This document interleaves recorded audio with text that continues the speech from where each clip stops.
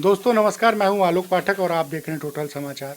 आज सुबह से ही सपा का के अध्यक्ष और बहुचर्चित ओम प्रकाश राजभर का एक बयान सारे मीडिया चैनलों पे चल रहा है, जिसने एक तरह से सनसनी पैदा कर दी और भाजपा बैकफुट पे आ गई है।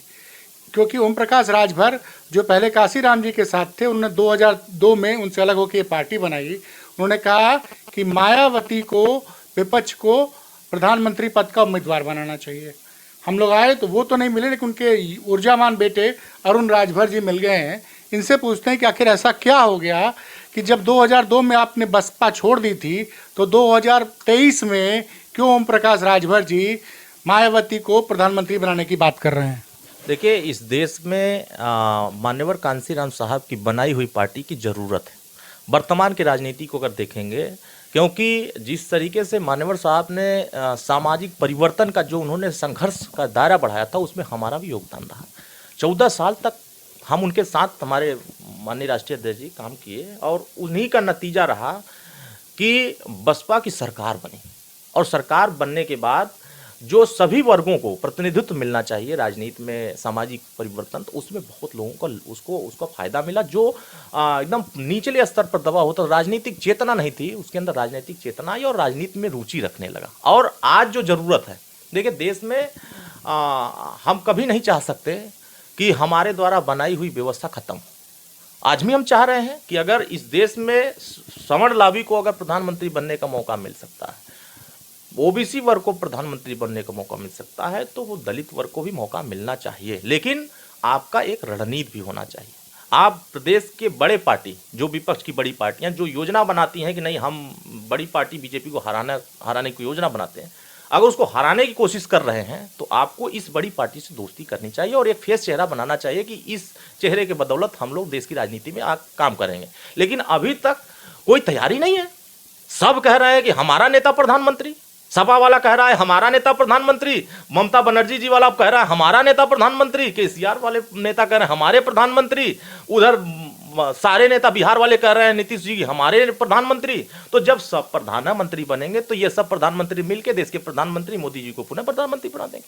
तो यही हालत है, क्या कर सकते हैं इसमें?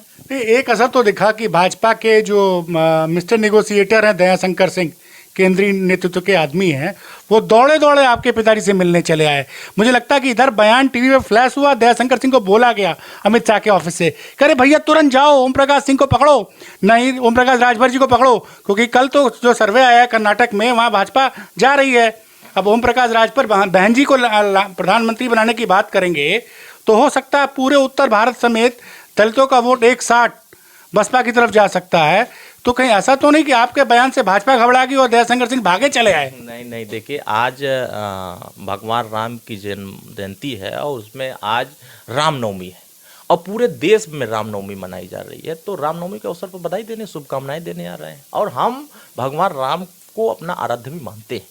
हम राजा रहे हैं, महाराजा सुहेलदेव राजभर इस देश में 585 राजाओं में 165 राजा को इकट्ठा करके इस देश पर हुकूमत किया, राजपाट चलाया, विदेशी आक्रांताओं ने हमला किया, उससे बचाया भारत को।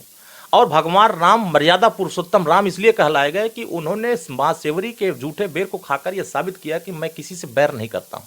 तो जब उनके विचारधारा एक थे, बाबा साहब अम्बेडकर के विचारधारा एक थे, महाराजा सुहेलदेव राजभर विचारधारा एक थे, तो उनके इस अवसर पर अगर कोई शुभकामना देने आ रहा है तो हमको तो उसका शुभकामनाएं सब प्रेम एकदम स्वीकार कर लेना चाहिए। और हमने उन्हीं मुद्दों पर नहीं हमारा रहा, वो तो आए वैसे ही अचानक आ गए। तो हमारा मसला ये था कि जो पूर्वांचल एक्सप्रेसवे बना है, हमारा विधानसभा उसी एक्सप्रेसवे से गुजरता है। तो हम चाह रहे थे कि जो 70 किलोमीटर बाद जाकर के हम लोग घूम करके बलिया जाते हैं, तो हम 70 किलोमीटर पहले हम एक कट बनवा ले, अगर यूपीडा के चेयरमैन से कह करके सरकार के उच्च मतलब माननीय जो नितिन गडकरी जी हैं उनसे अगर प्रस्ताव बनवा करके हम लोग अगर पास करा लेते हैं मिल करके, तो हमको भी आसानी होगी और उनको बलिया जाने में आसानी होगी, क्योंकि वो भी बलिया के हैं, हम भी बलिया में रह रहे हैं। तो बलिया में दोनों नेता हैं, रास्ता एक है, तो उसी रास्ते से जाना है। तो अगर हम मिल करके अगर उसको काम करा लें तो हमारा भी काम हो जाए। और दूसरी बात कि हमारे उसी विधानसभा से बलिया का रास्ता होता है, तो बस का स्टॉपेज नहीं है। तो वहां बस रुकने की व्यवस्था, एक बस स्टैंड बनाने की हम बात कर रहे थे कि एक बस स्टैंड बन जाए, तो आप भी अगर आपके कार्यकर्ता उस रास्ते से गुजरेंगे तो उसी बस से गुजरेंगे तो हमारे स्टैंड पर रुकेंगे, तो वहां से चढ़ेंगे तो बलिया के स्टैंड पर उतरेंगे। तो ये एक कार्यक्रम हम लोग उसी पर चर्चा कर रहे, तब तक माइक ला के भिड़ा दिए लोग, क्या ही रे भैया, ये तो भाजपा से मिलने जा रहे हैं, ये होने जा रहा है, जबकि ये ऐसा हो कुछ होने नहीं जा रहा है। अभी कल ही हम लोग उनसे फिर मुलाकात किए थे, तो उन्होंने कहा कल हम बहुत व्यस्त थे, नहीं बात हो पाई, आज मैं खुद यहाँ आ रहा हूँ बात करने के लिए। तो वो बात क्यों करने आए, बखेड़ा हो गया यहाँ दुनिया भर। नहीं, एक चर्चा है कि मार्च के बाद अप्रैल के महीने में उत्तर प्रदेश सरकार का मंत्रिमंडल का विस्तार होना है, तो उसमें क्या ओम प्रकाश राजभर जी को बढ़िया पद मिले, उसके लिए दबाव बनाने के लिए बयान दिया गया है? देखिए, हमारे माननीय ओम प्रकाश राजभर जी पद की राजनीति नहीं करते।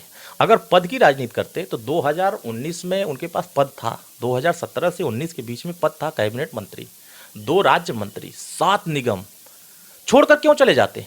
पद का लालसा रहता। तो हमने उन वर्गों को न्याय दिलाने के लिए हमेशा बात किया। आज पूरे राजनीति में, आज जो नगर निकाय चुनाव में जिस तरह आरक्षण पर घमासान मचा हुआ है, यही तो बात हम आज से नहीं, आज 20 साल से कह रहे हैं कि अति पिछड़े वर्गों को राजनीतिक प्रतिनिधित्व नहीं मिल रहा है। इनको राजनीतिक प्रतिनिधित्व तभी मिलेगा जो मान्यवर कांसीराम साहब की विचारधारा को आगे बढ़ाएगा, और जो लोहिया जी की वास्तविक है कि अंतिम कतार के व्यक्ति को मुख्य धारा में लाने के लिए जो संघर्ष करेगा, और दूसरी चीज कि जो अति पिछड़े वर्गों को ऊपर उठाने का प्रयास करेगा। आज 75 साल की आजादी में 12 ऐसी जातियां हैं जो पिछड़े वर्गों में, अति पिछड़ों वर्गों पर कब्जा की है। आप बताइए, इसको हम निजात दिलाने के लिए कि अति पिछड़ों को भी न्याय मिले, लेकिन न्याय दिलाने के लिए कोई खड़ा नहीं हो रहा है। हम अकेले सरकार में थे तब भी लड़े, सरकार से बाहर आए तब भी लड़े, और आज सरकार में नहीं है तब भी लड़ रहे हैं, और सदन से लेकर सड़क तक लड़ रहे हैं। आप देखिए, हम सदन में इस बात को बोले कि अति पिछड़ों को भलाई के लिए सामाजिक न्याय समिति की रिपोर्ट लागू होना जरूरी। क्यों? क्योंकि हम नहीं कह रहे हैं पुलिस की भर्ती हो, लेखपाल की भर्ती हो, बीडीओ की भर्ती हो, सीडीओ की भर्ती, जितनी भी भर्ती उत्तर प्रदेश में हुई, उसमें जो 27% आरक्षण पिछड़ों को लागू है, उसमें से सिर्फ 12 जातियां जो प्रभावशाली हैं वही आरक्षण का लाभ उठा रही, बाकी किसी को मिल नहीं रहा। अगर ये 7, 9, 11 पिछड़ा, अति पिछड़ा, सर्वाधिक पिछड़ा हो जाता तो 7% पिछड़ों को भी लाभ मिलता, 9% अति पिछड़ों को मिलता और 11% सर्वाधिक, जिसमें 79 जातियां हैं, सबको बराबर अधिकार मिलता। लेकिन क्या हुआ? इसका विरोध सपा ने करना शुरू कर दिया, इसका विरोध तमाम विपक्षी दलों ने करना शुरू किया। नहीं, ये ओम प्रकाश राजभर की लड़ाई गड़बड़ है, ये नहीं होना चाहिए। इसका मतलब लूटने वाले लोग, लुटेरे लोग, वो कभी नहीं चाहते हैं कि वो भी जो हमारा छोटा भाई है उसको भी कुछ मिले। यहाँ तो बड़ा भाई कह रहा है कि हम छोटे भाई कुछ लेने नहीं देंगे, और हम कह रहे हैं कि छोटे भाई को हम बड़ा करना चाहते हैं। तो आप फर्क समझ सकते हैं कि हम छोटे को बड़ा करना चाहते हैं और बड़े वाले लोग कह रहे हैं छोटे को हम छोटा और बना कर रखना चाहते हैं। अच्छा, एक तस्वीर आपकी बड़ी वायरल हुई है, क्या कहानी है? वो कह रहे हैं कि चैन जो है खुली रह गई है, जरा दिखाएंगे जरा। देखिए, कुछ लोग हैं जो समाजवादी पार्टी के नेता हैं, वो निगाह उन्हीं जगहों पर लगा रहे हैं आजकल जिन जगहों पर उत्तर प्रदेश की जनता निगाह नहीं लगाना चाहती। अच्छा। ये समाजवादी पार्टी के नेता हैं जो हमारे चैन पर निगाह लगाए हैं, जबकि मेरा चैन खुला नहीं है। अच्छा। उस पे सिलाई है, डबल सिलाई है व्हाइट कलर की, और उसी सिलाई को यह लोग दिखा रहे हैं कि इनका चैन खुला है, अब ये चले हैं लीडर बनने। अब बताइए भैया, हम छोटे बिरादरी से आते हैं, हम अति पिछड़े वर्ग से आते हैं, और ये बड़े वर्ग के लोग जो कह रहे हैं, पिछड़े वर्ग के, वो कह रहे हैं कि ये नेता नहीं बन सकते। इसका मतलब आप मुझे बदनाम करने के लिए मेरे चैन पर निगाह लगा रहे हैं। अब मैं कहूं कि आपके टोटी पर मैं निगाह लगाऊं तो खोल के देखो ना इसके नीचे क्या है, लेकिन वो भी नहीं कर सकते। लेकिन ये लोगों का ध्यान, जो मुख्य मुद्दा है उस पर जनता का ध्यान न करा करके ये लोग एक तो सारस पर करा रहे हैं, दूसरा साढ़ पे करा रहे हैं, तीसरा अतीक पर करा रहे हैं। न साढ़ से कुछ मिलना है, न सारस से कुछ मिलना है, न अतीक से कुछ मिलना है। नहीं, आपने अतीक की बात की तो मुख्तार का बेटा आपकी पार्टी से विधायक है और अभी फिलहाल जेल में बंद है, उस पर क्या कहना चाहेंगे? जो रूम में बंद है, ये तो आप बताएंगे सर। ये अपराधी के मतलब ये तो अपराध करके तो जेल में बंद नहीं है, वो तो राजनीतिक साजिशों का शिकार होकर गया है। तो आपका मानना है कि मुख्तार का बेटा जो जेल में बंद है वो राजनीतिक साजिश की वजह से भाजपा ने इसको बंद कर रखा है? आज देखिए, हर नेता, जैसे हमारे ऊपर भी मुकदमा दर्ज है, अब मैं क्या कर सकता हूँ? अब मैं बोला कि भाई हम न्याय के लिए लड़ रहे हैं, तो कुछ लोग हैं मुकदमा लिखवा दिए, तो मैं क्या करूं? अब मैं सफाई देने जाऊं कोर्ट में कि भैया देखो मेरे साथ गलत हुआ है, ऐसा नहीं किया हूं मैं, तो वो तो अलग विषय है। देखिए, वो उनका विषय अलग है कि वो किस जुर्म में किस जगह जा रहे हैं। न्यायालय पर सबको भरोसा होना चाहिए, जुर्म कितना भी छोटा हो और कितना भी बड़ा हो, सबको न्यायालय पर भरोसा करके अपनी बात न्यायालय तक पहुंचानी चाहिए कि भाई हमारे साथ गलत हो रहा है। तो वो अपना काम कर रहे हैं, हम अपना काम कर रहे हैं। नहीं तो कानून व्यवस्था कैसी है उत्तर प्रदेश में फिलहाल योगी जी के राज्य में, क्योंकि बड़ा मुद्दा है। आपकी अपनी व्यक्तिगत राय क्या है, क्योंकि रोज कहीं ना कहीं से मर्डर की घटना सामने आ रही है, और जिस तरह से उमेश पाल का मर्डर हुआ, आज तक पांचों जो मेन शूटर उनकी गिरफ्तारी नहीं हुई, और योगी जी ने विधानसभा में कहा था कि मैं अतीक अहमद को मिट्टी में मिला दूंगा। तो ये बातें पीड़ित परिवार के लोग कह रहे हैं या अतीक के समर्थन में रहने वाले लोग कह रहे हैं कि अखिलेश जी आप कुछ नहीं कर रहे हो। तो अखिलेश जी सदन में इस पे हवा भर दिए। वो खुदा कह रहे हैं अखिलेश जी अगर नहीं किए होते तो आज ये स्थिति नहीं होती। मुसलमानों को अगर अपमानित और जलील और प्रताड़ित कराने का कोई काम करे प्रयास कर रहा है तो वो समाजवादी पार्टी है। वोट चाहिए पूरा, लड़ने के लिए हिम्मत नहीं है। एक नेता जेल में उधर बरेली वाले, दूसरे नेता आगरा वाले, तीसरे नेता कानपुर वाले, चौथे नेता रामपुर वाले। किस मुसलमान के पीछे ये दल खड़ा हुआ? वोट चाहिए भरपूर, न्याय के लिए नहीं जाएंगे। तो सवाल इस बात का है, जब कानून व्यवस्था की बात किए हैं, हमें भरपूर याद है। आज मैं आपके सामने बोल रहा हूं, मैं आपके सामने नहीं बोल पाता। 2013 में बनारस में एक बम ब्लास्ट हुआ था, आपको याद होगा। सीरियल बम ब्लास्ट जो हुए थे बनारस में, वो तो 2007 में हुए थे। 2011, 12, 13 की घटना मैं बता रहा हूँ। 13 की घटना है, जो आरती के समय 6 बजे जो ब्लास्ट हुए थे साइकिल पर। मैं उस समय मौके पर उसी ब्लास्ट की जगह पर खड़ा था, मैं भी आरती देखने गया था। अच्छा, ये दशाश्वमेध घाट की बात। दशाश्वमेध घाट पर सरकार किसकी थी? समाजवादी पार्टी की थी। और किसकी सरकार में वो जो आतंकवादी थे उनके मुकदमे वापस हुए? समाजवादी पार्टी सरकार में। तो हम अगर आज बोल रहे हैं तो हम वहां से हट करके आए हैं तब बोल रहे हैं। अगर मैं वहीं खड़ा हो गया होता तो मैं भी शहीद हो गया होता, मर गया होता। नहीं, ये अगर आप जो आरोप लगा रहे हैं कि आतंकवादियों से सरकार ने मुकदमे वापस लिए, अखिलेश यादव की सरकार ने, लेकिन आप 2022 में तो उन्हीं के साथ चुनाव लड़ रहे थे। आज चुनाव हार गए, आपकी सरकार नहीं आ गई, तो फिर आप दोबारा इस तरह के आरोप लगा रहे हैं। कानून व्यवस्था की बात है। इस उत्तर प्रदेश में बहन जी ने भी बहुत अच्छा कानून व्यवस्था दिया था, ऐसा नहीं है कि उन्होंने कानून व्यवस्था, लेकिन सबसे खराब कानून व्यवस्था अगर उत्तर प्रदेश में रही है तो वो समाजवादी की सरकार में रही है। और आप 2022 में क्यों गए अखिलेश जी के साथ? भाई इतनी खराब कानून व्यवस्था थी तो क्यों आप मोदी जी को छोड़ के गए सपा के साथ? क्यों नहीं आप बसपा के साथ चले गए? नारा दिया गया था नई सपा है नई हवा है। तो नई सपा में हम नया करने गए थे कि हम अति पिछड़ों को न्याय दिला देंगे भैया। हम थाने पर एक लोगों को नहीं रहने देंगे, हम सबको देंगे जगह। हम तहसील ब्लॉक मुख्यालय पर सबकी भागीदारी करा लेंगे। हम जो घरेलू बिजली का बिल हम माफ करवा देंगे। हम वहाँ एक समान अनिवार्य फ्री शिक्षा हम लागू करवा देंगे। हम पुरानी पेंशन बहाल करवा देंगे। हम 69,000 शिक्षक भर्ती वालों को न्याय दिला देंगे। हम आंगनवाड़ियों को मानदेय बढ़वा देंगे। हम तो उस काम को नई काम करने गए थे, पुराने चीजों को तो मैं याद नहीं करने गया था। अरुण जी, मैं उस वक्त जाता था अखिलेश जी के साथ, बहुत सी यात्राओं में हम लोग रहे हैं, और उसके पार्टी ऑफिस में भी रहा। मतलब ओम प्रकाश राजभर जी एक साये की तरह अखिलेश यादव जी के साथ रहते थे। आखिर ऐसी कौन सी बात हो गई कि अप्रैल 2022 में जब सरकार नहीं बनी, आपके और अखिलेश जी के रिश्ते में खटास क्यों आई? खटास इसलिए आई कि हमने अति पिछड़ों के लिए टिकट मांगा था। पहले चरण में हमने कहा कश्यप को टिकट दीजिए, बंजारा को टिकट दीजिए, अर्कवंशी को टिकट दीजिए, भुर्जी को टिकट दीजिए। जिन जातियों को लोग नहीं याद कर रहे हैं, जिनकी आबादी हर विधानसभा में 20,000, 25,000, 40,000, 45,000 वोट है, वो आपको वोट देना चाहता है, लेकिन आप उसको राजनीतिक भागीदारी नहीं देंगे, वो आपको वोट नहीं देगा। ये सारे वोट हमको मिलना था, लेकिन ये टिकट न मिलने की वजह से इसमें बीजेपी ने उन वर्गों को टिकट दे दिया, और उसी टिकट पाने के बाद ये सब वोट डाइवर्ट होकर समाजवादी पार्टी के साथ चला गया। और मैं कहता रह गया कि 100 सीट में आप 300 सीट लड़िए, 50 सीट ऐसा टारगेट बनाइए जिन सीटों को आप कभी जीत नहीं सकते। तो अरुण जी, मैं आपको रोक रहा हूं। जो नेताजी आज आए हैं दयाशंकर सिंह, जब तक चुनाव की घोषणा नहीं हुई थी, हर दूसरे तीसरे दिन दयाशंकर सिंह आपके पिताजी के पास रात को मिलने आते थे, और मीडिया में इसकी फोटो भी आती थी। तो मुझे तो लग रहा है कि उस दौरान भी आप भाजपा से भी नेगोशिएट कर रहे थे और सपा से भी नेगोशिएट करते। चूंकि सपा की सरकार नहीं बनी तो आप अपने, हो सकता है अपने कार्यकर्ताओं को फायदा दिलाने के लिए भाजपा की तरफ जा रहे हूँ। सरकार तो हम बनाने के लिए काम कर रहे थे, लेकिन ये खुद नहीं चाहते कि हमारी सरकार बने। आप उठा के देखिए, पश्चिम में इन्होंने जाट से गठबंधन किया, कुशवाहा से मौर्या से गठबंधन किया। अब कई वोट कुशवाहा ने दिलाया, ये उस विधानसभा में समीक्षा का विषय है, समीक्षा करके पता चल जाएगा। जाटों का वोट लेने के लिए कितनी तिकड़म बैठाई गई, वोट नहीं मिल पाया। आप देखिए, 36 सीट दे करके मात्र 8 सीट पाते हैं। हम 16 सीट लड़ करके हम 7 सीट जीत के आते हैं।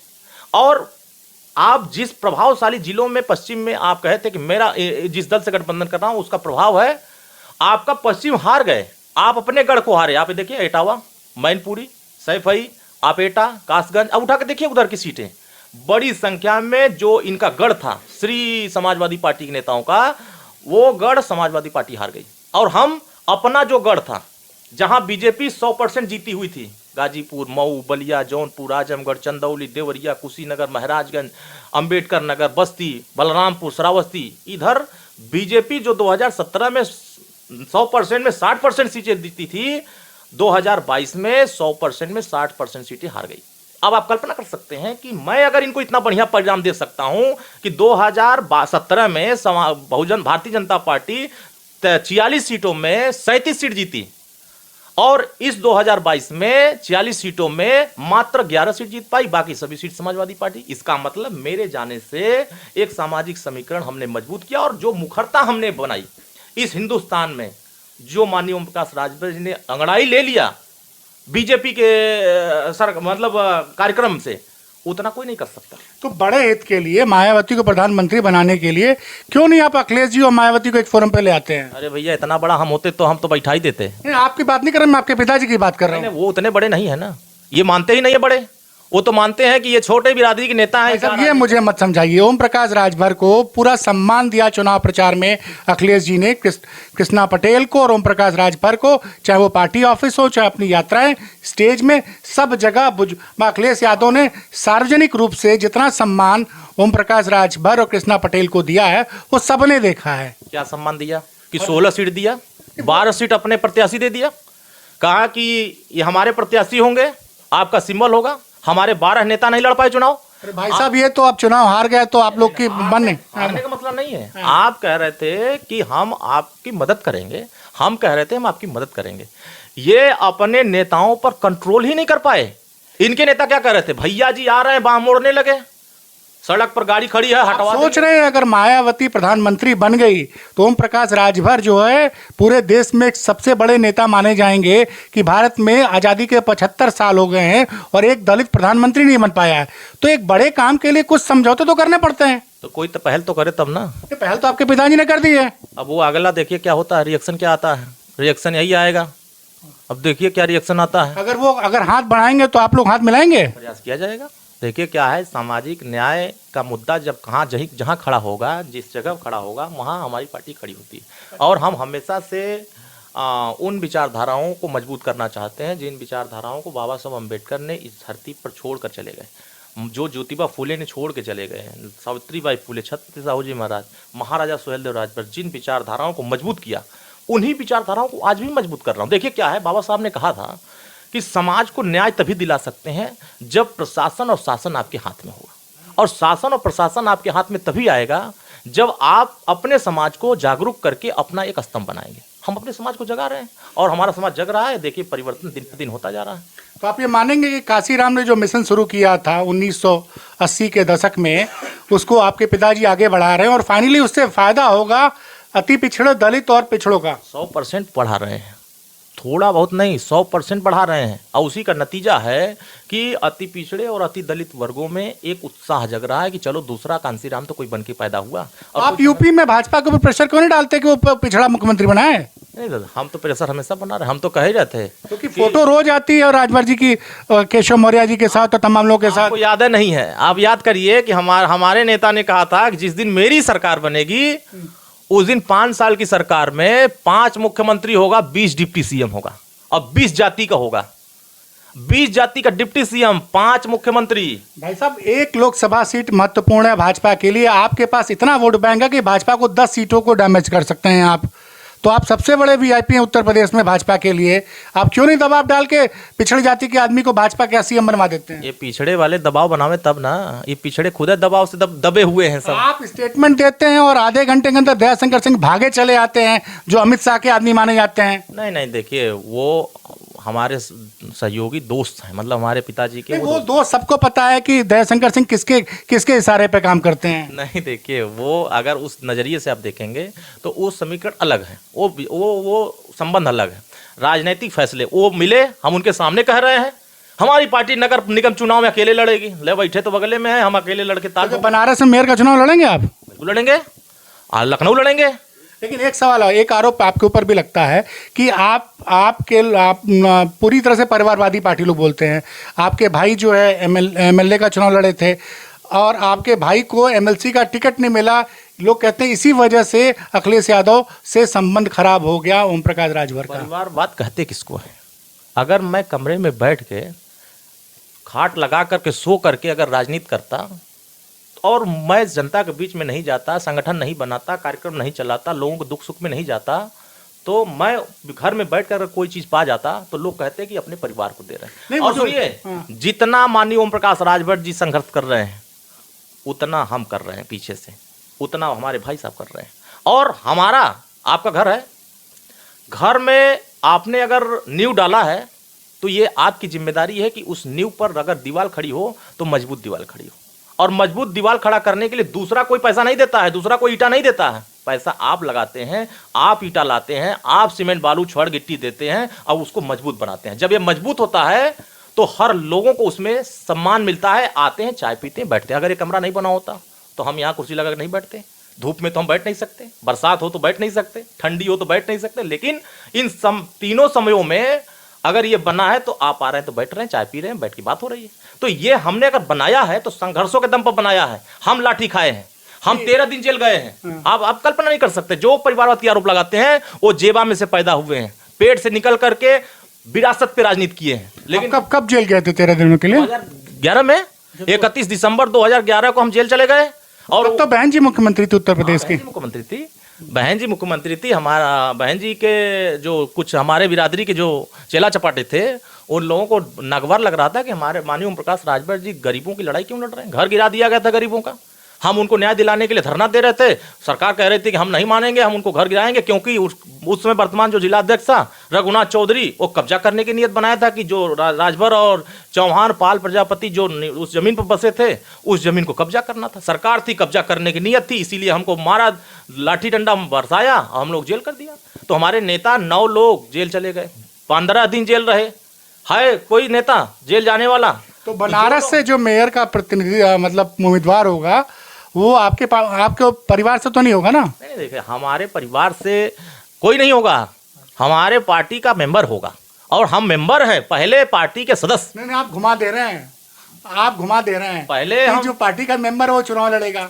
बनारस का मेयर तो बहुत महत्वपूर्ण पोस्ट हो जाएगी भैया। हम लड़े थे पिछली बार, 16,000 वोट पाए थे मेयर के चुनाव में, लड़ाए थे पटेल साहब को और 16,000 वोट पाए थे। इस बार कोशिश कर रहे हैं कि मजबूत कैंडिडेट लड़ाएं कि कुछ वोट। देखिए शहरों में हमारा वोट नहीं है, सच मामला ये है, और जो वोट है उसी को मैं कलेक्ट करता हूँ। बीजेपी शहरों में मानी जाती है, ये कहा जाता था कि शहरों में है। आज बीजेपी के बाद दूसरे नंबर पर शहरों में कोई बढ़िया से काम कर रहा है, गली मोहल्लों में जा करके लोगों को जोड़ने का, सदस्यता अभियान चलाने का काम कर रहा है कोई, तो सुहेलदेव भारतीय समाज पार्टी। और हम बेतुकी बातें नहीं करते हैं या हवा फायरिंग नहीं बात करते हैं या हम ये लूडो खेल करके टीवी पर और ट्विटर पर बोल करके हम राजनीति नहीं करते हैं। हम जमीन पर जाकर काम करते हैं, उसका परिणाम मेरे सामने आता है। और हम सुहेलदेव भारतीय समाज पार्टी के छोटे से कार्यकर्ता हैं और हम परिवार का हिस्सा बनकर राजनीति नहीं करते हैं। जिसको ये भ्रम दिमाग में जिसके चल रहा हो कि हम परिवार के सदस्य बन के काम करते हैं, वो भ्रम निकाल दे। अगर मेरे पास क्षमता नहीं होती तो मैं आपके चैनल पर बोल नहीं सकता। हर नेता है अपने बेटे को बुलवा दे, हैसियत नहीं है कि बोल सकते हैं। लेकिन वो तो दिख रहा है कि आप बहुत जानकार हैं, बड़ी मजबूती से अपनी बात रख रहे हैं। मतलब सारे नगर निगम जो 12 के करीब हैं सब में आपका कैंडिडेट महापौर का चुनाव लड़ेगा? लड़ेगा, जहां तक हमारे कार्यकर्ता लड़ाना चाहेंगे, संगठन के लोग चाहेंगे लड़ने के लिए, जहां हमारे लीडर लोग तैयार करेंगे हम लड़ेंगे। हम तो पिछले चुनाव में हम 11 ठो अपने चेयरमैन बनाए थे, लेकिन टीवी पर कहीं दिखवे नहीं किए सब। हम 75 से 76 हमने पार्षद बनाया था, टीवी पर दिखिए। अब सोचिए बलिया में हमने 13 जिला पंचायत बनाया। अब टीवी की जरूरत क्या है सर? अब तो सोशल मीडिया का जमाना है, इसीलिए तो अब दिख रहे हैं ना। पहले टीवी नहीं था, हम पैसा नहीं दे पाते थे, टीवी पे चलता नहीं था। मतलब आप मानते हैं जो पैसा देता उसी खबर न्यूज चैनल वाले चलाते हैं? खुद दिए थे तब चलाए थे सब। अगर हम टीवी अखबार वालों को पैसा न दें तो सर दूसरे दिन खबर नहीं छापेंगे। पिछले चुनाव में हम लड़ रहे थे तो टीवी अखबार वाले जैसे माइक भिड़ा देते हैं, अब फिर भिड़ाने के बाद अब पीछे जाते हैं, खत्म हो जाता है, तब लाइए कुछ, तब तक भेजें यहाँ से रिपोर्टिंग करें। अब भैया लो बाइट बनाओ, इधर जेबा में पहुंचाओ, उधर नहीं। ये सुनिए, ये है गोदी मीडिया की हकीकत। ये तथाकथित अखबार, तथाकथित चैनल जो नोएडा से चलते हैं, जो बड़े बड़े कॉन्क्लेव ऑर्गेनाइज करते हैं, और उनकी हकीकत है कि जहाँ से पैसा नहीं मिलता वहाँ पे खबरें नहीं चलती है। नहीं, देखिए अब क्या है, खबरें उन्हीं जगह चलती है। जैसे सोशल मीडिया का ज़माना चल रहा है, आप यूट्यूब पर डालेंगे, 1 लाख लोग व्यू किए, माल आ गया यूट्यूब के माध्यम से।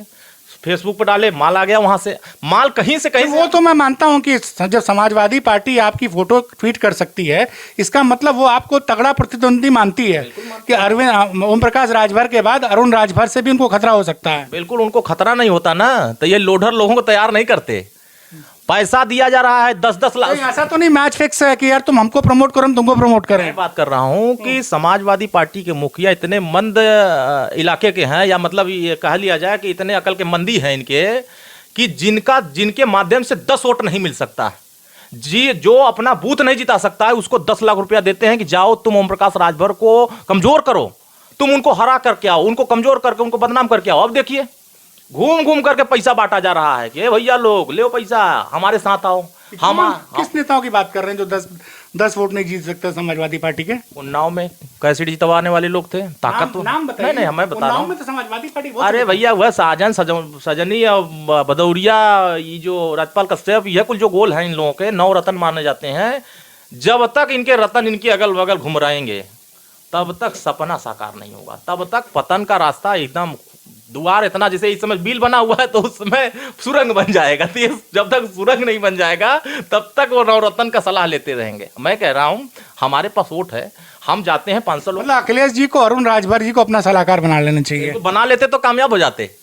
भाई अखिलेश जी, मैं तो अनुरोध करूंगा कि अरुण राजभर को अपना सलाहकार बनाइए, और जनता बदलाव चाहती है और बदलाव मिले।